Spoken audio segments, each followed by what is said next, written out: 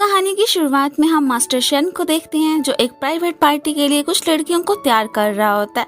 तभी वो टियान को साइड पर बुलाता है और उसे कहता है कि हमें जिंगफू पर नजर रखनी है। वो बहुत डेंजरस बंदा है, कहीं ऐसा ना हो कि तुम उसमें फंस जाओ। लेकिन टियान उसे भरोसा दिलाती है कि वो पहले भी अंडरकवर रह चुकी है और ये उसका आखिरी मिशन है। इसके बाद वो रिटायरमेंट ले लेगी और अपनी स्टडीज पर फोकस करेगी। अगले सीन में वो लोग उस रूम में चले जाते हैं जहाँ जिंगफू होता है और उसके साथ कुछ गुंडे लोग भी होते हैं। गुंडे लोग एक आदमी को वहीं मार देते हैं, जिसे देखकर बाकी लड़कियां डर जाती हैं, लेकिन टियान नहीं डरती। इसी बीच उसकी नजर जिंगफू पर पड़ती है और जिंगफू को उस पर शक होने लगता है। वो बाकी लड़कियों को छोड़कर उसे वहीं रुकने का कहता है और अपने पास बुलाता है। उसे शक होता है, लेकिन तभी इसी दौरान मिस्टर शैन अपनी गन निकालते हैं और जिंगफू पर गोली चलाना चाहते हैं, मगर जिंगफू के गुंडे उसे पकड़ लेते हैं और दूसरे रूम में ले जाते हैं। इस सब की वजह से जिंगफू का शक कुछ हद तक दूर हो जाता है और वो टियान को छोड़ देता है। इसी बीच एक लड़की नीचे मैनेजर के पास जाकर बताती है कि टियान अभी भी ऊपर है, लेकिन जिंगफू का गुंडा उसका पीछा करता है और उसे बेहोश करके वहां से चला जाता है। इधर रूम के अंदर जिंगफू अभी भी टियान से सवाल जवाब कर रहा होता है। इसके बाद वो उसे ड्रिंक का पूरा गिलास पिला देता है। दोनों बात कर रहे होते हैं कि तभी बाहर से उस पर फायरिंग होती है। दोनों बच जाते हैं और सोफा के पीछे छुप जाते हैं। जिंगफू के गुंडे उसे बचाने के लिए आ जाते हैं और उसे वहां से निकाल कर ले जाते हैं, जबकि टियान रूम में अकेली रह जाती है। जिंगफू जाकर गाड़ी में बैठता है कि टियान भी भागते हुए वहां आ जाती है और गाड़ी में बैठकर उससे मदद मांगती है। ड्राइवर जिंगफू से पूछता है कि क्या इसे साथ ले जाना है और पीछे कुछ गाड़ियां लगी होती हैं, तो वो कहता है हाँ इसे ले चलो। कुछ देर बाद वो टियान के घर पहुंच जाते हैं। जिंगफू उसे रूम तक छोड़ने जाता है। टियान उसे थैंक्स कहती है जो कुछ भी हुआ था उसके लिए। जब जिंगफू वापस जाने लगता है तो टियान उसे रोकती है। वो रुककर पूछता है कि क्या तुम मुझे घर बुला रही हो? टियान कहती है नहीं, बस ये कहना चाहती हूँ कि एहतियात से जाना। जिंगफू थोड़ा उसके करीब आता है और फिर वहां से चला जाता है। उसके जाने के बाद जैसे ही टियान रूम में एंटर करती है तो एक और लड़का उसे पकड़ लेता है, लेकिन जब कंफर्म होता है कि ये टियान है तो शुई उसे छोड़ देता है। शुई उसका सीनियर होता है एंड वो यहाँ पे उससे पूछने ही लगा था कि वहाँ पर क्या हुआ। टियान बताती है कि उसके मास्टर को पकड़ लिया गया और उसे बचाने के लिए उसने खुद को कुर्बान कर दिया। उसके पास जो इन्फॉर्मेशन है उसके मुताबिक उसे उसके घर में बंद किया गया। टियान ये भी बताती है कि वो जिंगफू के साथ उसके घर जाना चाहती थी, लेकिन उसने उसे उसके अपने घर छोड़ दिया। सीनियर पूछता है कि क्या इसका मतलब है कि उसे तुम पर शक नहीं हुआ? टियान कहती है कि इस बात का यकीन नहीं कहा जा सकता। दूसरी दफा हम जिंगफू को देखते हैं जहां उसका दोस्त बताता है कि हमले के पीछे उसके भाई का हाथ हो सकता है। जिंगफू कहता है कि नहीं, मेरा भाई ऐसा नहीं कर सकता, वो एक लूजर है, वरना मैं जो कि इलिजिटिमेट सन हूँ बॉस क्यों बनाया जाता। फिर वो पूछता है कि मैनेजर ने कुछ बताया या नहीं, तो जवाब मिलता है कि अभी तक नहीं। वो लोग इस बात पर भी डिस्कस करते हैं कि उसने अच्छा प्लान बनाया और उस लड़की को घर भेज दिया। इसी बीच उनकी नजर कुछ लोगों पर पड़ती है जो हथियार लेकर आए होते हैं और अभी भी जिंगफू को ढूंढ रहे होते हैं। उन्हें एक गाड़ी नजर आती है और वो समझते हैं कि शायद वो इसी अपार्टमेंट में है। इधर टियान कपड़े चेंज कर रही होती है कि उसे कुछ शेडोज नजर आती हैं और वो समझ जाती है कि गुंडे आ गए हैं। वो फौरन छुप जाती है और रूम की लाइट्स ऑफ कर देती है। जैसे ही गुंडे अंदर आते हैं तो वो शुई के साथ मिलकर उनसे फाइट करती है। फिर भागते हुए सीढ़ियों की तरफ जाती है और नीचे जाते हुए उसकी नजर जिंगफू पर पड़ती है जो अभी भी वहीं होता है। वो थोड़ा साइड हो जाती है और फिर दूसरे रास्ते से निकलने की सोचती है जहाँ गुंडे मौजूद होते हैं और उनसे दोबारा फाइट करती है। गुंडों को मारने के बाद वो नीचे खड़े जिंगफू के पास आती है और ऐसे प्रिटेंड करती है कि वो उनसे बहुत डर गई है और उससे मदद मांगती है। टियान उसे बैक करती है कि गुंडे उसे मार डालेंगे, वो उसे अपने साथ कर ले जाए। ये देखते ही जिंगफू को अपना पास्ट याद आ जाता है जब वो छोटा बच्चा था और उसकी माँ उसे छोड़कर चली गई थी। अपना पास्ट याद करते ही वो उसे अपने साथ ले जाने के लिए मान जाता है, लेकिन रास्ते में उसकी आंखों पर पट्टी बांध देता है ताकि उसे पता ना चल सके कि वो कहाँ जा रहे हैं। थोड़ी देर बाद वो लोग उसके घर पहुंच जाते हैं जहां काफी ज्यादा गार्ड्स मौजूद होते हैं जो घर की सिक्योरिटी कर रहे होते हैं। टियान एक रूम में बैठी होती है और उसकी आंखों पर अभी भी पट्टी होती है, लेकिन वो खुद ही पट्टी उतार देती है। वो घर को देखने के लिए दरवाजा खोलती है तो सामने जिंगफू खड़ा होता है, जिसे देखकर वो डर जाती है। जिंगफू अपनी गन निकाल लेता है और उससे पूछता है कि तुम इस घर में क्या ढूंढने के लिए आई हो? टियान कहती है कि मैं तो बस इधर उधर घूम रही थी। लेकिन गन देखकर वो क्लियरली डर जाती है। जिंगफू से डराता हुआ कहता है कि क्या मैं तुम्हें शूट कर दूं? तुम्हें लगता है कोई तुम्हें पूछ भी आए तुम्हें लगता है कि कोई तुम्हें पूछने भी आएगा? फिर वो कहता है कि तुम बहुत बोरिंग हो, चलो मैं तुम्हें कुछ इंटरेस्टिंग दिखाता हूँ। इसके बाद वो उसे एक अंडरग्राउंड रूम यानी बेसमेंट में ले जाता है जहाँ मिस्टर शैन को बंद करके उसकी पिटाई की जा रही होती है। जिंगफू से पूछता है कि तुम्हें यहाँ किसने भेजा, क्या तुम किसी सीक्रेट एजेंसी के लिए काम करते हो? लेकिन मिस्टर शैन कुछ भी बताने के लिए तैयार नहीं होता। टियान मौका देखकर पास रखी बड़ी गन उठाना चाहती है, लेकिन जिंगफू उसके पास आ जाता है और अपनी गन उसके हाथ में देते हुए कहता है कि तुम्हें इसे यहीं शूट करना होगा, और खुद साइड पर बैठकर देखने लगता है। टियान डर के मारे गन पकड़कर खड़ी होती है। तभी उसे याद आता है कि कैसे मास्टर शैन ने उसकी ट्रेनिंग करवाई थी। इसी दौरान मास्टर शैन उसका हाथ पकड़कर खुद पर गोली चला देते हैं। ये सब देखकर टियान शॉक हो जाती है। जिंगफू उसके पास आता है, उसके आंसू पहुंचता है और फिर उसे दूसरे रूम में ले जाता है। टियान जो कुछ भी होता हुआ है उस पर रो रही होती है। जिंगफू उसके साथ रोमांस करना चाहता था, लेकिन उसका मूड खराब हो जाता है और वहां से चलते हुए कहता है कि कल रात 8 बजे मुझसे मिलना, और उसे इस जगह भी बता देता है। इसी बीच टियान को अपना पास्ट याद आता है कि जहां उसकी माँ पैसे की टेंशन की वजह से खुद को आग लगा देती है। टियान नीचे खड़ी होती है और अंदर जाना चाहती है, लेकिन शैन उसे रोक लेता है और अपने साथ रखने को कहता है। आज ही शैन की डेथ हुई होती है। उसके बाद टियान कुछ फोटोज देखती है और आज के वाकया की वजह से बहुत ज़्यादा इमोशनल हो जाती है। फिर वो शुई से मिलती है और उसे बताती है कि अब मास्टर की डेथ हो चुकी है। ये सुनकर शुई भी इमोशनल हो जाता है। टियान उसे बताती है कि अब वो अंडरकवर काम करेगी और जिंगफू से अपने मास्टर की डेथ का बदला लेगी। दूसरी तरफ जिंगफू के पास कुछ लड़कियां लाई जाती हैं, लेकिन उसे किसी में भी इंटरेस्ट नहीं होता और वो सबको वापस भेज देता है। बाद में वो नीचे शॉप पर जाता है जहाँ टियान मौजूद होती है और उससे सिगरेट्स का पैक मांगता है। टियान उसे सिगरेट्स दे देती है। जिंगफू से पूछता है कि तुम तो अच्छी लड़की लगती हो, फिर तुम्हारे पास सिगरेट्स कैसे हैं? टियान जवाब देती है कि मैं इतनी भी गरीब नहीं हूँ कि ये अफोर्ड ना कर सकूँ। वैसे भी हम जैसे लोग डिप्रेशन में रहते हैं और इसे यूज करते हैं। ये सुनकर जिंगफू उसे पीछे टेबल के साथ लगा देता है और कहता है, तो क्या तुम्हारे डिप्रेशन में दूर करूँ? नेक्स्ट सीन में टियान एक शॉप पर खड़ी होती है और अपने दोस्त शुई से बात कर रही होती है कि तभी ऊपर से जिंगफू आ जाता है। वो उससे पूछते हैं कि तुम क्या कर रही हो और ये लड़का कौन है। इस पर टियान बताती है कि ये मेरा क्लासमेट है। जिंगफू की नज़र एक वॉच पर पड़ती है। वो उसे देखते ही कहता है कि ये वॉच तो बहुत महंगी लग रही है, तुम्हारे पास कहाँ से आई? तभी वो लड़का बीच में बोल पड़ता है कि ये उसकी ग्रैंड मदर की है और उसके दिल में टियान के लिए फीलिंग्स हैं, इसलिए उसने ये वॉच उसे दे दी। साथ ही वो ये भी कहता है कि वो जानता है कि टियान उसे पसंद नहीं करती। ये सब वो झूठ बोलकर कह रहा होता है। जिंगफू ये सुनकर उनकी बातों पर यकीन कर लेता है। जब वो वापस जा रहा होता है तो उसका मूड खराब होता है। उसका दोस्त कहते हैं कि शायद वो जेलिस फील कर रहा है। ये सुनते ही जिंगफू को गुस्सा आ जाता है। फिर वो अपने लोगों से मिसेस शी के बारे में पूछता है तो वो उसे मिसेस शी की फाइल दे देते हैं। उनके साथ एक मीटिंग फिक्स होती है जहाँ प्रोजेक्ट के लिए कॉन्ट्रैक्ट साइन करवाना होता है। थोड़ी देर बाद मिसेस शी भी वहाँ आ जाती हैं। जैसे ही वो अंदर आती हैं जिंगफू टियान से कहता है कि तुम शुई को भी लेकर आना। फिर वो लोग एक रूम में बैठकर गेम खेलने लगते हैं। ऊपर से जिंगफू के लोग शुई को भी वहाँ ले आते हैं। शुई को देखकर मिसेस शी बहुत खुश होती हैं क्योंकि वो उन्हें हैंडसम लगता है। अब वो लोग गेम खेलते रहते हैं और कॉन्ट्रैक्ट साइन करने की कंडीशन ये होती है कि जो गेम जीतेगा उसकी बात मानी जाएगी। अगर जिंगफू जीत जाता है तो मिसेस शी कॉन्ट्रैक्ट साइन कर देंगी। जिंगफू चीटिंग करता है और टियान भी उसका साथ देती है। इस तरह वो गेम जीत जाता है और मिसेस शी कॉन्ट्रैक्ट साइन कर देती हैं। फिर वहां से चली जाती हैं। उनके जाने के बाद जिंगफू सीढ़ियों पर खड़ा होकर सिगरेट पी रहा होता है कि तभी कुछ गुंडे उस पर अटैक कर देते हैं। पहले लगता है कि ये गुंडे टियान और शुई ने भेजे हैं, लेकिन बाद में पता चलता है कि ये उनके नहीं हैं। जिंगफू उन गुंडों को बुरी तरह से पिटाई कर देता है, लेकिन फिर और भी ज्यादा गुंडे आ जाते हैं। जिंगफू अकेला होता है और वो बहुत सारे होते हैं, फिर भी वो उनसे फाइट करता है। ये देखकर टियान और शुई भी फाइट में शामिल हो जाते हैं और मिलकर उन गुंडों का मुकाबला करते हैं। इसी दौरान शुई को चोट लगती है तो टियान उसके पास जाकर उसका हाल पूछती है। ये देखकर जिंगफू की नजर उन पर पड़ती है।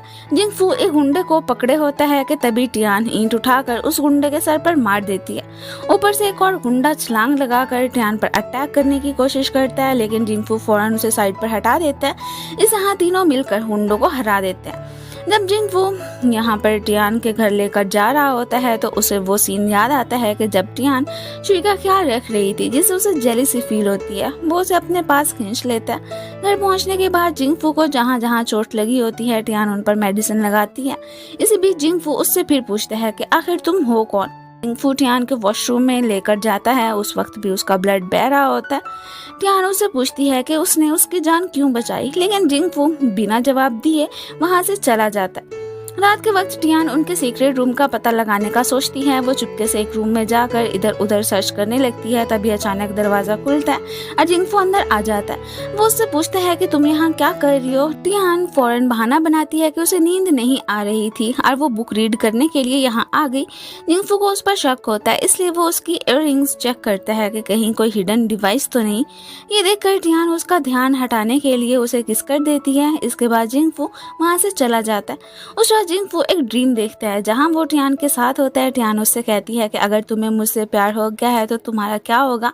इसी सोच के साथ जिंगफू की आंख खुल जाती है और वो खुद से सोचने लगता है कि क्या ये सच में ऐसा हो सकता है। सुबह जिंगफू बाहर आता है तो देखते हैं कि टियान ब्रेकफास्ट बना रही होती है। टियान कहती है कि वो यहाँ रुकना चाहती है कि गुंडे दोबारा उसे मारने आ सकते हैं, लेकिन जिंगफू कहता है कि ये कोई होटल नहीं है और उसे एक फ़ोन दे देता है। वो कहते हैं कि इसमें मेरा कॉन्टैक्ट नंबर सेव है, जब भी ज़रूरत हो कॉल कर लेना और अब यहाँ से चली जाओ। टियान वहाँ से जाकर अपनी दोस्त से मिलती है। उसकी दोस्त उसके हाथ में महंगा मोबाइल देखकर कहती है कि लगता है जिंगफू तुम्हें पसंद करने लगा है। ये सुनकर टियान खुद भी सोच में पड़ जाती है कि क्या सच हो सकता है। इसी बीच दिखाया जाता है कि जिंगफू पास ही गाड़ी में बैठा होता है और टियान पर नजर रखे होता है। यहाँ पता चलता है कि उसने फोन में ट्रैकिंग डिवाइस लगाया होता है। अगले सीन में मिसेस शी कॉन्ट्रैक्ट के सिलसिले में जिंगफू से मिलने आती है। जिंगफू रूम में होता है और टियान को भी वहाँ पर बुला लेता है। जैसे ही टियान आती है जिंगफू किसी काम से नीचे चला जाता है। मिसेस शी टियान से कहती हैं कि लगता है जिंगफू तुम्हें पसंद करता है, लेकिन टियान इस बात पर यकीन नहीं करती। टियान नीचे चाय लेने जाती है और देखती है कि जिंगफू अपनी स्टेप मॉम और स्टेप ब्रदर के साथ खड़ा। उसके स्टेप मॉम उसका मजाक उड़ा रही होती है। वो एक आदमी को कहती हैं कि जाकर मिसेस शी को नीचे बुलाओ और कह दो कि फैमिली मेंबर्स आए हैं। टियान ये सब देखकर प्लान बनाती है कि वो उन्हें डिस्ट्रैक्ट करेगी। थोड़ी देर बाद मिसेस शी नीचे आ जाती हैं। उन्हें देखते ही जिंगफू की स्टेप मॉम चुप हो जाती है। सब लोग बैठकर बिजनेस की बात करते हैं। जिंगफू की फैमिली चाहती है कि कॉन्ट्रैक्ट उनके साथ साइन हो, लेकिन मिसेस शी बताती हैं कि वो ऑलरेडी जिंगफू के साथ डील कर चुकी हैं। साथ ही वो वार्निंग देती हैं कि अगर बिजनेस सही नहीं चला तो वो बोर्ड मीटिंग बुलाकर उन्हें कंपनी से निकाल देंगी। मिसेस शी के जाने के बाद जिंगफू अपनी स्टेप मॉम और स्टेप ब्रदर को कहता है कि अगर तुमने मेरी कंपनी को नुकसान पहुंचाने की कोशिश की तो तुम्हें ही नुकसान होगा। उसके स्टेप मॉम को बहुत गुस्सा आता है और वो समझ जाती हैं कि ये सब टियान की वजह से हुआ है। वो टियान से पूछती हैं कि तुम आखिर हो कौन। इस पर जिंगफू फौरन टियान को अपने पास खींच लेता है और कहता है कि ये मेरी गेस्ट हैं। और इसी के साथ ही ये पार्ट खत्म हो जाता है। Thank you so much for watching. Next scene में हम देखते हैं कि जिंगफू और टियान दोनों सी शोर पर होते हैं।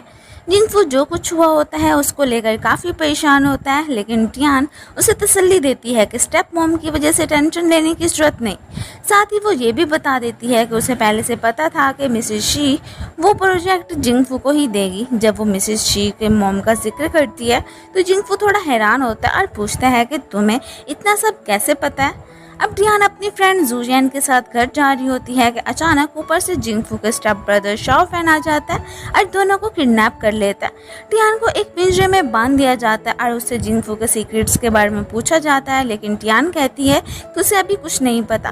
फिर शाओफैन जिंगफू को कॉल करके धमकी देता है कि अगर टियान को बचाना है तो फौरन आ जाओ, लेकिन जिंगफू आने से मना कर देता है। टियान भी जानती होती है कि जिंगफू उसके लिए नहीं आएगा, इसलिए वो शाओफैन से डील करती है कि अगर वो उसे छोड़ दे तो वो उसे जिंगफू के सीक्रेट्स बता देगी। इसके बाद ऑक्शन स्टार्ट हो जाती है जहां शाओफैन बिडिंग करता है। तभी जिंगफू भी वहां आ जाता है और बिडिंग करता है, लेकिन शाओफैन चालाक बनकर अंकल जैन को फेवर हासिल करने के लिए गिफ्ट देता है। जिंगफू भी ऑफर देता है कि अगर वो उसका साथ दें तो वो माइनिंग राइट्स दे देगा। इस डील पर अंकल जैन खुश हो जाते हैं। दूसरी तरफ शाओफैन के लोग जूली को ले जा रहे होते हैं। तब टियान मौका देखकर एक आदमी से गन छीन लेती है और खुद को और अपनी फ्रेंड को आज़ाद करवा लेती है। दोनों वहां से भाग जाती हैं। भागते हुए टियान की टक्कर जिंगफू से होती है और तभी सीक्रेट एजेंसी वाला आकर सबको घेर लेते हैं। वहाँ शू भी होता है जो फायरिंग करता है, लेकिन टियान जिंगफू को बचा लेती है और दोनों वहाँ से बचकर निकल जाते हैं। घर वापस आने पर जिंगफू को टियान पर शक होता है कि पुलिस को इन्फो किसने दी, लेकिन टियान बहाना बना देती है और जिंगफू उस पर यकीन कर लेता है। दूसरी साइड शाओफैन ने जू को पकड़कर बांध रखा होता है। उसकी गर्दन पर एक निशान देखकर शाओफैन को बचपन याद आता है जब एक लड़की ने उसकी जान बचाई थी जिसके नेक पर सेम निशान था। उसे समझ आ जाता है कि जू वही लड़की है। जू की आंखों पर पट्टी बंधी होती है, दोनों बात करते हैं और शाओफैन कहता है कि अगर बॉस आए तो हम दोनों रिलेशनशिप का ड्रामा करें ताकि वो तुम्हें छोड़ दें। जू मान जाती है और दोनों एक्टिंग शुरू कर देते हैं। उधर टियान सीक्रेट रूम में जाती है जहां उसे स्क्रीन्स पर फैक्ट्री का काम दिखाई देता है, लेकिन कोई सॉलिड प्रूफ नहीं मिलता। जब वो बाहर निकलने लगती है तो सामने जिंगफू आ जाता है। टियान झूठ बोलती है कि वो कुकीज़ देने आई थी और उसके कुकी खिला देती है। बाद में टियान अपनी ग्रैंड मॉम से मिलने जाती है, लेकिन ग्रैंड मॉम उसे पहचानने से इनकार कर देती है और कहती है कि टियान मर चुकी है। ये बात सुनकर टियान बहुत इमोशनल हो जाती है। वहाँ जिंगफू भी आ जाता है। हॉस्पिटल से निकलते वक्त जिंगफू को पता चलता है कि 3 दिन बाद टियान का बर्थडे है। टियान बाद में शू से मिलती है और उससे पूछती है कि गोली उसने चलाई थी ना। शू कहता है कि हाँ, वो अपने बॉस का बदला लेना चाहता था। टियान कहती है कि बिना प्रूफ के कुछ नहीं करना चाहिए। दूसरी तरफ वो जू अभी भी बंदी होती है और शाओफैन की मॉम उसकी पिटाई कर रही होती है क्योंकि प्रोजेक्ट उसके भाई ने ले लिया होता है। जू बीच में आकर रोकने की कोशिश करती है तो उसे भी मार पड़ती है। शाओफैन अपनी मॉम से वादा करता है कि वो सुधर जाएगा। बाद में शाओफैन और जू के बीच क्लोजनेस बढ़ने लगती है। इधर जिंगफू काम पर नहीं जाता जो टियान को अजीब लगता है। टियान अपने फ्रेंड शू को मैसेज करके इन्वेस्टिगेशन का कह देती है। जिंगफू टियान को एक प्राइवेट जगह ले जाता है जहाँ पर दोनों पेंटिंग करते हैं। दोनों अपने पास्ट के दुख शेयर करते हैं। जिंगफू टियान को फ्लावर्स दिखाकर बर्थडे विश करता है। तभी शाओफैन अपने लोगों के साथ आ जाता है और फाइट शुरू हो जाती है। जिंगफू सबको हरा देता है और शाओफैन को भी बुरी तरह पीटता है। फाइट के दौरान एक आदमी पीछे से टियान पर अटैक करता है, लेकिन जिंगफू उस अटैक को खुद पर ले लेता है और बुरी तरह इंजर्ड हो जाता है। टियान बहुत इमोशनल हो जाती है और जिंगफू को हॉस्पिटल एडमिट करवाया जाता है। वो कहती है कि तुम्हें जिंदा रहना होगा वरना तुम्हारे सीक्रेट्स कैसे पता चलेंगे। दूसरी साइड शाओफैन जू के घर जाता है, बहुत इंजर्ड होता है और जू चुप कर उसका इलाज करती है। बाहर उसके डैड नॉक करते हैं, लेकिन जू सिचुएशन हैंडल कर लेती है। हॉस्पिटल में टियान को जिंगफू की मूवमेंट नजर आती है और वो डॉक्टर को बुलाती है। जिंगफू के दोस्त टियान को बताते हैं कि वो उसे पसंद करता है लेकिन एक्सप्रेस नहीं करता। टियान फिर शू से मिलती है जो बताता है कि इन्वेस्टिगेशन में एक विला का नाम सामने आया है। टियान डिसाइड करती है कि वो इसकी और इन्वेस्टिगेशन करेगी। घर आकर वो दोबारा सीक्रेट रूम जाने की कोशिश करती है, लेकिन वहाँ सिक्योरिटी होती है। तभी जिंगफू पीछे से आकर पूछता है कि तुम वहाँ क्या कर रही हो। टियान बहाने बनाती है। इसी दौरान जिंगफू को कॉल आती है जहां उसका दोस्त कहता है कि इन्वेस्टिगेशन में कुछ नहीं मिला। इस बात के बाद जिंगफू का टियान पर पूरा भरोसा हो जाता है।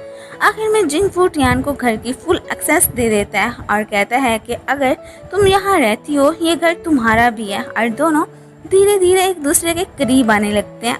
इसी बीच टियान फिर मजाक में जिंगफू की आंखों पर हाथ रख देती है जिससे उसका मूड थोड़ा खराब हो जाता है और वो बाहर चला जाता है। वहाँ अपने गुंडा दोस्तों से मिलता है जो बताते हैं कि जिस नाइफ से उस पर अटैक हुआ था वो स्पेशली बनवाया गया था और इस सब के पीछे उसके अंकल ऊ जेंग हैं।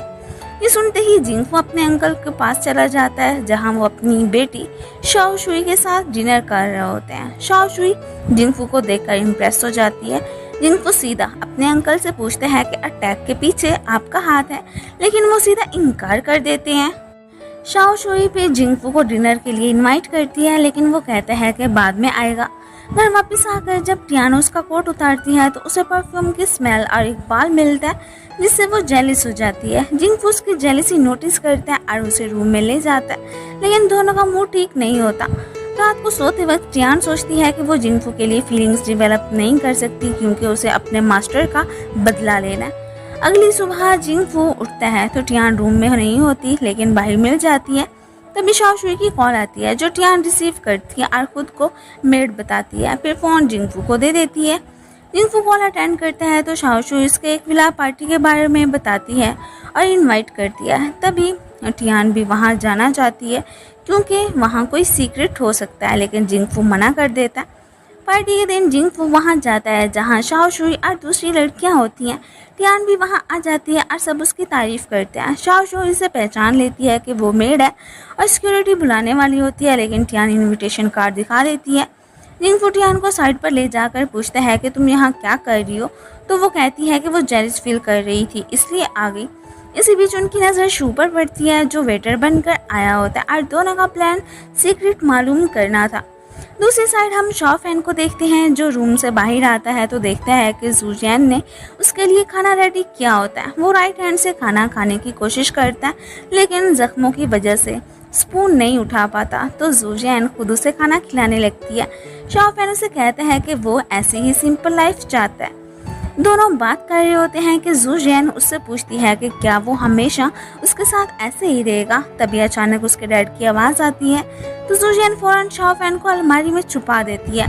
उसके डैड नशे में होते हैं और फिर पैसे मांगते हैं, लेकिन जूजियन मना कर देती है।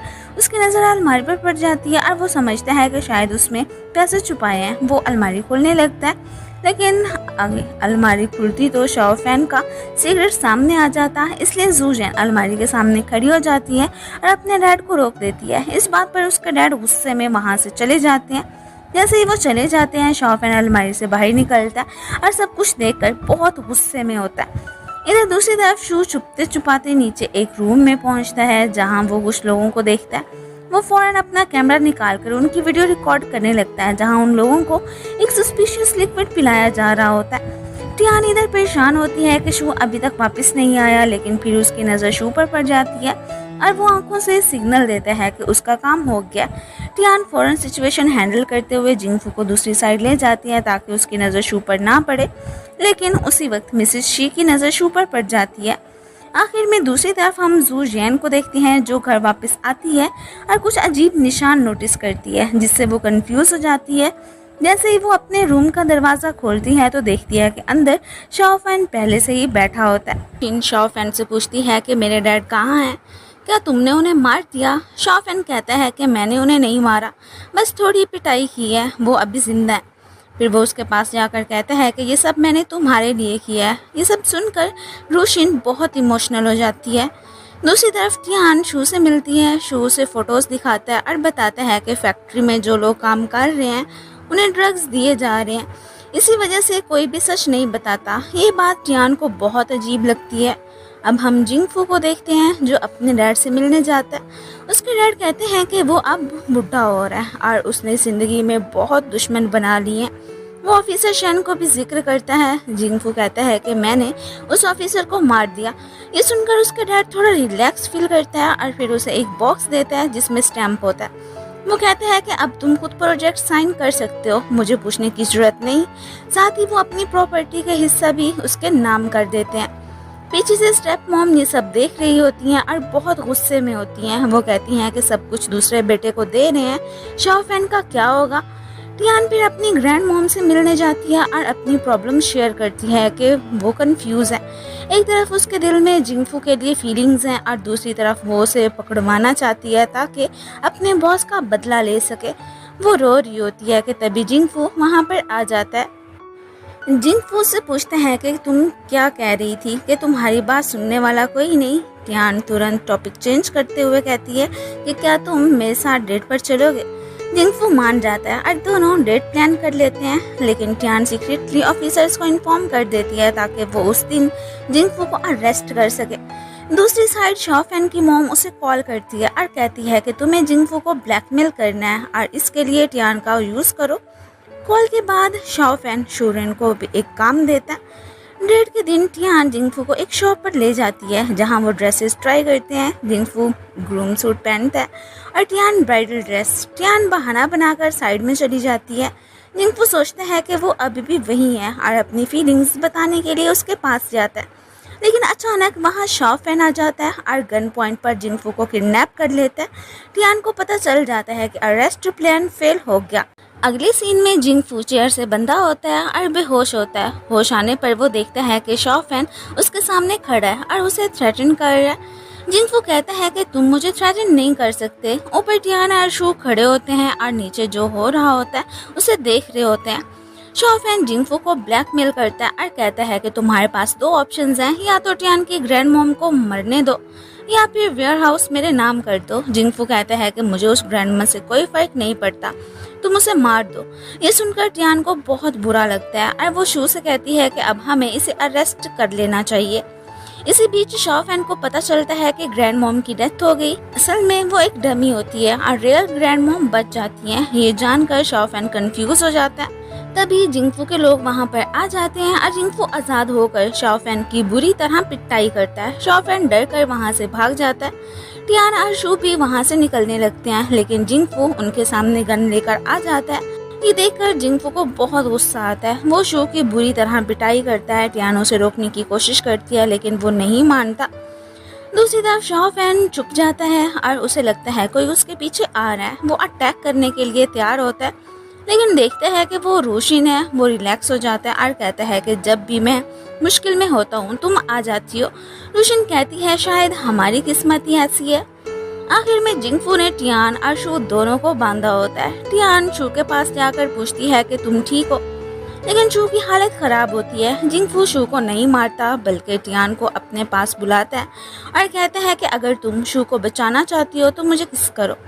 टियान मजबूरी में उसे किस करती है। ये देखकर जिंगफू और ज्यादा गुस्से में आ जाता है और कहता है कि क्या तुम उसे बचाने के लिए कुछ भी करोगी। शू भी गुस्से में कहता है कि अगर हिम्मत है तो मुझे मार दो। ये सुनते ही जिंगफू का गुंडा दोस्त तो शू के सर पर जोर से वार करता है और यह सब देखकर टियान शॉक में रह जाती है। इस सीन में जिंगफू टियान को एक दूसरे रूम में ले जाता है। वो उसके साथ रोमांस करना चाहता था, लेकिन टियान को रोता देखकर उसका मूड फिर खराब हो जाता है। तभी वो उसे बताता है कि उसकी ग्रैंड मॉम सेफ है और उसके पास ही है। ये सुनकर टियान तो यहाँ पर एकदम शॉक्ड रह जाती है। दूसरी तरफ जिंगफू का एक आदमी शू को पानी पिला रहा होता है। असल में वो भी एजेंसी का बंदा होता है, लेकिन जैसे ही जिंगफू का दोस्त वहाँ आता है तो वो घबरा कर पीछे हट जाता है।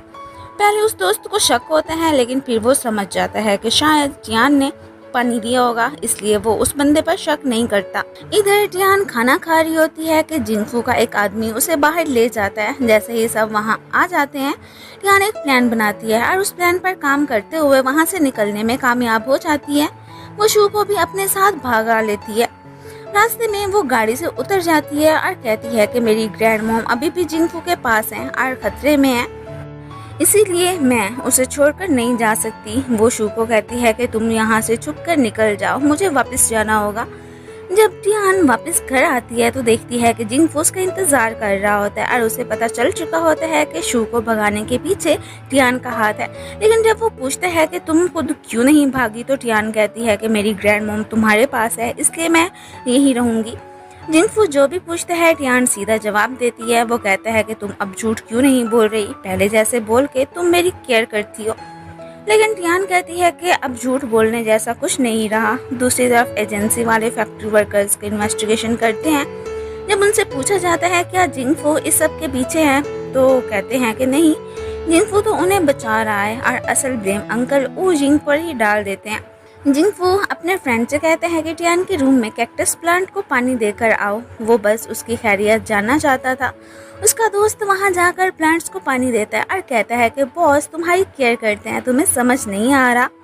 फिर वो जिंगफू को बताता है कि एजेंसी ने कांटेक्ट किया और इन्वेस्टिगेशन में अंकल ओ जिंग का नाम आया है, वो और इन्फो लेना चाहते हैं। जिंगफू कहते हैं कि उन्हें बोलो मैं कोऑपरेट करूंगा, लेकिन मुझे 20 साल पुरानी इन्फॉर्मेशन चाहिए होगी। इधर शू अपने कॉलीग के साथ बात करता है कि उन्हें विला के कुछ सीक्रेट डॉक्यूमेंट्स मिले हैं। इन्वेस्टिगेशन से पता चलता है कि सबके पीछे शॉफैन का ही मॉम का हाथ है।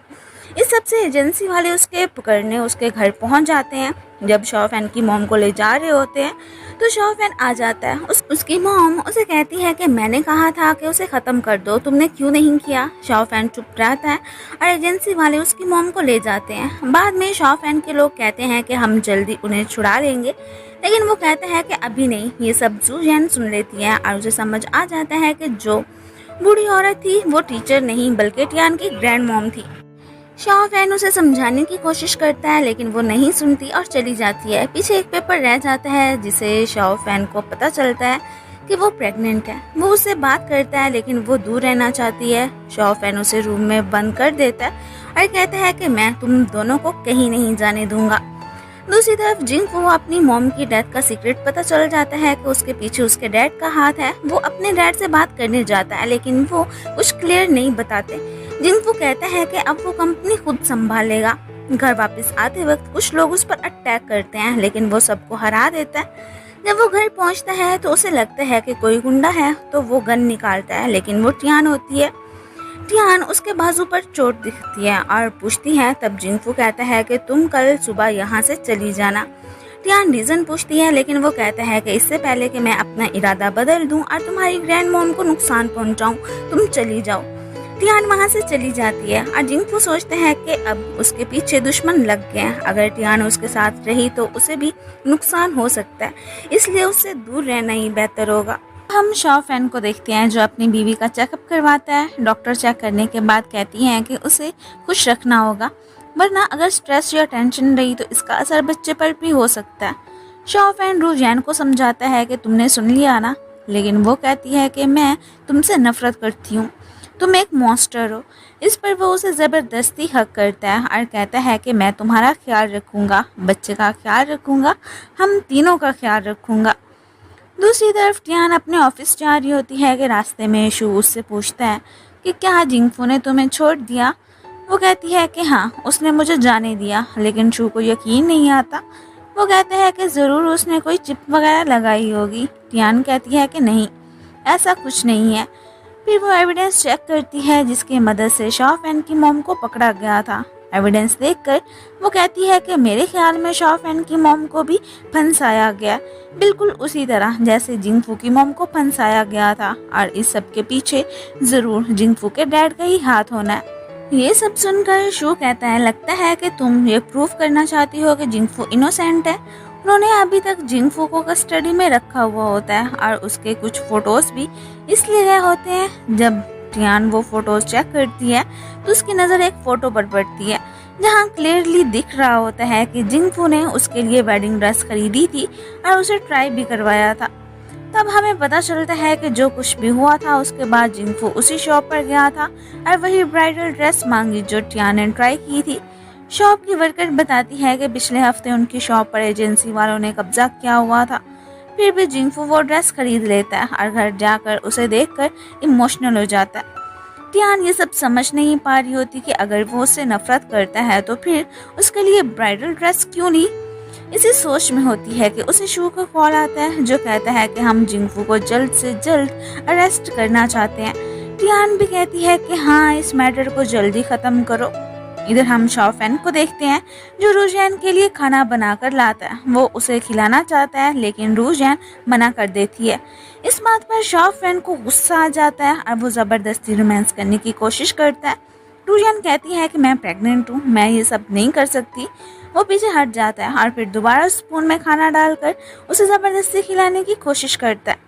नेक्स्ट सीन में टियान एक वॉच शॉप पर होती है जहां एक चेंग नाम का बंदा आता है और उससे वॉच खरीदने लगता है। टियान उसे एक महंगी वॉच दिखाती है जो उसे पसंद आ जाती है। दोनों काफ़ी देर तक बात करते रहते हैं। तभी जिंगफू भी वहां आता है और उन दोनों को बात करते देखकर चुपचाप चला जाता है। दूसरी तरफ शॉ फैन रूजैन को घुमाने ले जाता है। वो जगह रूजैन को पसंद आती है और वो थोड़ी खुश हो जाती है, जिससे शॉ फैन को लगता है कि वो जल्दी उसे मना लेगा और दोनों अपने बच्चे के साथ खुशी से रहेंगे। लेकिन तभी रूजैन उसे उसका पास्ट याद दिलाती है, उसकी आंखों पर पट्टी बांध देती है और फिर उसे किस करती है और वहाँ से चली जाती है। जब शॉ फैन पट्टी हटाता है तो वहाँ एक नोट होता है जिसमें लिखा होता है कि अब तुम खुद को संभाल लोगे। उसे समझ आ जाता है कि रूजैन ने उसे पहचान लिया था कि वो वही छोटा बच्चा है जिसने कभी उसकी मदद की थी।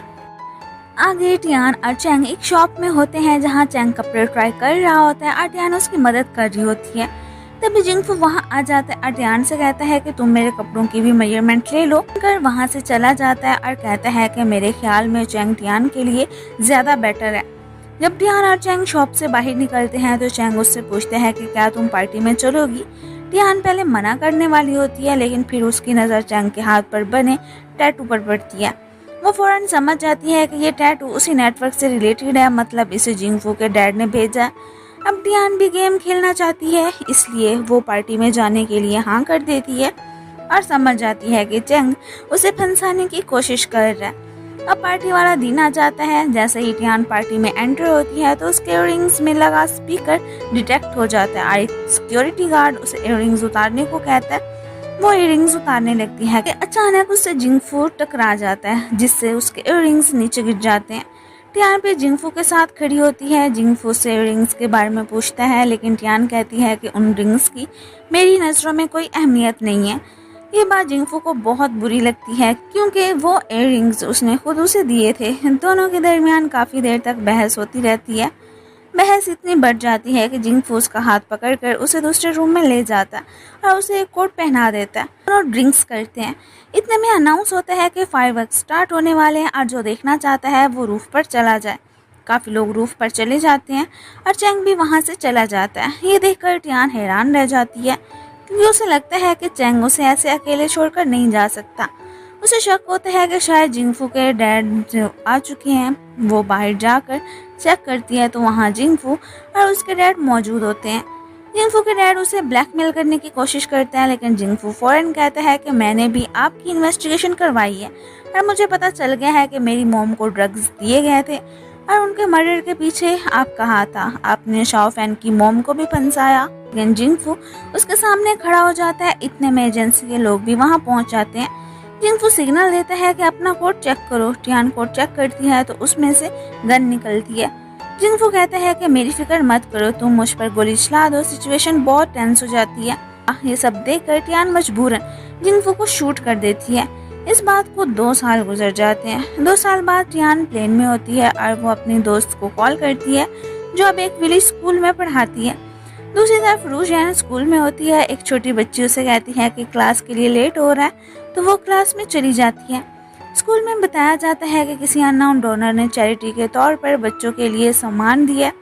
रूजान ये देखकर खुश होती है। तब उसकी नज़र एक लड़के पर पड़ती है जो कि आइसक्रीम खा रहा होता है और उसे अजीब नज़रों से देख रहा होता है। रूजान जब घर जा रही होती है तो उसे फील होता है कि कोई उसका पीछा कर रहा है, लेकिन वो इग्नोर कर देती है। असल में शाओ फैन उस आदमी को पकड़ लेता है जो रूजान को पीछा कर रहा होता है और उसे धमकी देता है कि दोबारा नजर मत आना। नेक्स्ट टियान एयरपोर्ट पर होती है और उसे भी फील होता है कि कोई उसे देख रहा है। जब वो घर जाती है तो वहाँ पर एक मास्क और टियान उसे पहचान लेती है। वो उसे रोक कर उसका नाम पूछती है। वो लड़का मास्क उतार कर कहता है कि तुम्हें कैसे पता चला कि मैं ही जिंगफू हूँ। टियान कहती है कि मैंने तुम्हें तुम्हारी आंखों से पहचान लिया था। वो बताती है कि उसने उस दिन उसे मारने के लिए नहीं बल्कि बचाने के लिए शूट किया था। जिंगफू के गर्दन पर मार्क्स थे जो ड्रग्स की वजह से थे, क्योंकि उसके डैड के इंजेक्शन के बाद वो ड्रग्स का आदी हो गया था। वो कंट्रोल करने की कोशिश कर रहा था लेकिन नहीं कर पा रहा था। आगे हम जिंगफू को एक रेस्टोरेंट में देखते हैं जहां उसकी फ़ोटो ली जाती है। वहां वॉल पर टियान की बहुत सी फ़ोटोज़ लगी होती हैं और उन पर उसने अपने जज्बात लिखे होते हैं। ये देखकर जिंगफू इमोशनल हो जाता है। उसका दोस्त आता है और कहता है कि एक डॉक्टर है जो तुम्हारा इलाज कर सकता है। सीन प्रेजेंट में शिफ्ट होता है जहाँ टियान लेक्चर के लिए जा रही होती है। जिंगफू उससे बात करना चाहता था लेकिन वो बिजी होने की वजह से मना कर देती है। बाद में जिंगफू उसका पीछा करता है और फिर सी शोर तक पहुँच जाता है। वो कहती है कि क्या तुम मेरा पीछा करते रहोगे? जिंगफू कहता है हाँ, जैसे तुम पहले मेरे साथ रहती थी मैं भी तुम्हारे साथ रहना चाहता हूँ। वो उससे माफ़ी मांगता है लेकिन टियान अपने सीनियर की डेथ को अभी तक भुला नहीं पाई थी। वो उसे माफ़ नहीं करती और वहाँ से चली जाती है। नेक्स्ट सीन में टियान स्टडीज़ के सिलसिले में हॉस्पिटल घूम रही थी कि तभी उसको एक सीक्रेट रूम मिलता है जहाँ उसे अंदर जाने से रोक दिया जाता है। वो चोरी छुपे जाना चाहती थी लेकिन तभी उसकी मुलाकात सीनियर से हो जाती है। बाद में उसे पता चलता है कि उसका सीनियर सीक्रेटली इन्वेस्टिगेशन कर रहा था और उसकी जान बचाने वाला भी जिंगफू ही था। और ये बात जब उसे होश आया था तो जिंगफू की फ्रेंड ने ही उसे बताई थी। ये सब सुनकर टियान को समझ आ जाता है कि जिंगफू उसे बचाने के लिए सब कुछ छुपा रहा था। वो फौरन उससे मिलने के लिए निकल पड़ती है। दूसरी तरफ जिंगफू हॉस्पिटल में होता है जहाँ उसके डैड उसे इंजेक्शंस देता रहता है और इस सब में उसके डैड को बहुत मजा आ रहा था। जब टियान घर पहुँचती है तो देखती है कि जिंगफू एक कोने में डरा हुआ बैठा है। वो उसे दूर रहने को कहता है लेकिन टियान उसे हक करती है और किस करके काम करती है। अगली सुबह जिंगफू कंफ्यूज होता है कि क्या टियान वाकई आई थी या नहीं। टियान उसके दोस्त से मिलती है जो बताता है कि पहले उसकी कंडीशन स्टेबल थी लेकिन अचानक ख़राब हो गई, शायद उसके डैड की वजह से। टियान डिसाइड करती है कि वो जिंगफू के साथ रहेगी। जब वो उसके घर जाती है तो जिंगफू जानबूझकर खुद को हर्ट करता है ताकि वो आवाज़ ना करे और टियान को लगे कि वो घर पर नहीं है।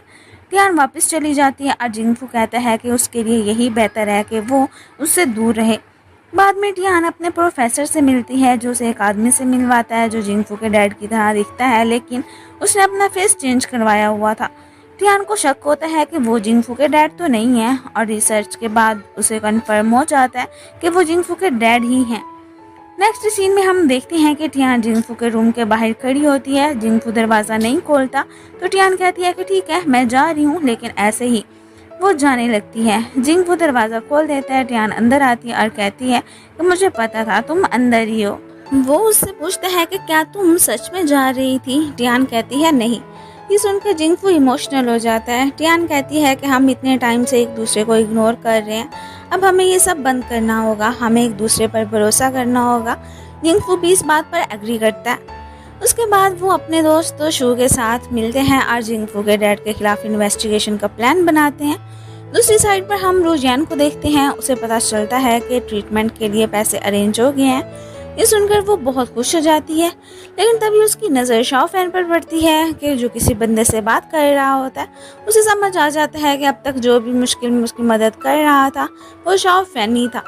शाओफैन उससे बात करना चाहता है, लेकिन रूजियान अभी भी उससे दूर रहना चाहती है। शाओफैन कहता है कि मैं हमेशा छुप कर तुम्हारी मदद करता रहा हूँ। रूजियान उससे पूछती है कि जब तुम पहले से यहाँ थे तो अब क्यों सामने आए हो। शाओफैन कहता है कि मैं देखना चाहता था कि तुम कैसी लाइफ चाहती हो। उधर टियान जिंगफू और उनके साथ इन्वेस्टिगेशन के लिए हॉस्पिटल जाते हैं, लेकिन वहाँ का सारा सामान हटा दिया गया होता है। उन्हें शक होता है कि शायद जिंगफू के डैड को पहले ही पता चल गया था कि वो यहाँ आने वाले हैं। अचानक दरवाज़ा बंद हो जाता है और जिंगफू के डैड स्पीकर में कहता है वेलकम मेरे बेटे, और खुद को इंजेक्शन लगाकर अच्छा फील करता है। जब टियान होश में आती है तो देखती है कि वो बंधे हुए हैं और जिंगफू के डैड उनके सामने खड़े हुए हैं। वो कहते हैं कि यही है वो पावर है जो दुनिया को कंट्रोल करेगी, और साइड पर रखी हुई मेडिसिन की तरफ इशारा करते हैं। जिंगफू की हालत ख़राब होने लगती है और वो उस मेडिसिन की तरफ बढ़ता है। टियान उसे रोकने की कोशिश करती है क्योंकि उसे पता होता है कि ये उसके लिए डेंजरस है। इसी बीच जिंगफू एक ईयररिंग उठाता है जिसमें स्पीकर लगा होता है ताकि बाहर वालों तक आवाज़ पहुंच सके। वो टियान को इशारा करता है कि एक्टिंग करो। टियान समझ जाती है और एक्टिंग करने लगती है। तभी वहाँ शाओफैन आ जाता है। जिंगफू कहता है कि मेरे साथ जो करना है करो, लेकिन इन लोगों को छोड़ दो। शाओफैन पास रखी चेयर पर बैठ जाता है। फ्लैशबैक में दिखाया जाता है कि शाओफैन अपने डैड से मिलता और कहता है कि मैं आपको लॉयल बेटा हूँ। उसका डैड उसकी लॉयलिटी टेस्ट करने के लिए उसे एक इंजेक्शन देता है और कहता है कि मैं चाहता हूँ तुम जिंगफू को मार दो। प्रेजेंट में शाओफैन एक चीज़ उठाता है। टियान को लगता है कि वो जिंगफू को मारेगा, लेकिन वो उस चीज़ को कैमरा पर मार देता है जिससे कैमरा टूट जाता है। फिर वो टियान और जिंगफू को वहाँ से ले जाता है। दूसरी तरफ जिंगफू के डैड मीडिया को इंटरव्यू दे रहा होते हैं और अपनी रिसर्च को फ्यूचर चेंजिंग बताते हैं। तभी शाओफैन वहाँ आ जाता है और कहता है कि मैं भी कुछ सवाल पूछना चाहता हूँ। फिर वो अपने डैड की रिकॉर्डिंग सबको सुना देता है जहाँ वो इंसानों को कीड़ा मकोड़ा कहते हैं और जिंगफू को मारने की बात करते हैं। ये सब सुनकर लोगों को पता चल जाता है कि वो एक क्रिमिनल है। जिंगफू के डैड वहाँ से भागने लगते हैं। शाओफैन उसका पीछा करता है और दोनों के दरमियान फाइट होती है। इसी फाइट के दौरान उसके डैड शाओफैन को शूट कर देते हैं। दूसरी तरफ रूजियान को महसूस होता है कि शायद शाओफैन मर गया और वो अंदर से टूट जाती है। जिंगफू के डैड वापस चर्च जाते हैं जहां जिंगफू उस पर अटैक करता है। दोनों के दरमियान फाइट होती है, लेकिन मेडिसिन के असर की वजह से जिंगफू की हालत काफ़ी ज़्यादा ही यहाँ पर ख़राब होने लगती है। इस मौका का फ़ायदा उठाकर उसके डैड गन उठाते हैं और उसे मारने की कोशिश करते हैं। गोली चलती है। जिंगफू समझता है कि उसे लगी है, लेकिन जब वो आंखें खोलता है टियान ने ही उसके डैड को शूट किया होता है और उसे मार देती है। फिर वो भागकर जिंगफू के पास आती है और कहती है कि अब तुम मुझसे दूर नहीं जा सकते। जिंगफू खुश होता है, लेकिन उसे अजीब फील होने लगता है। उसे अपना टियान के साथ गुजारा हुआ वक्त याद आने लगता है। लास्ट में दोनों चर्च में अकेले होते हैं। टियान उसे एक बुक रीड करके सुना रही होती है और इसी दौरान जिंगफू उसके कंधे पर सर रख के सो जाता है। एंड इसी के साथ ही हमारे इस ड्रामे की एंडिंग हो जाती है। Thank you so much for watching.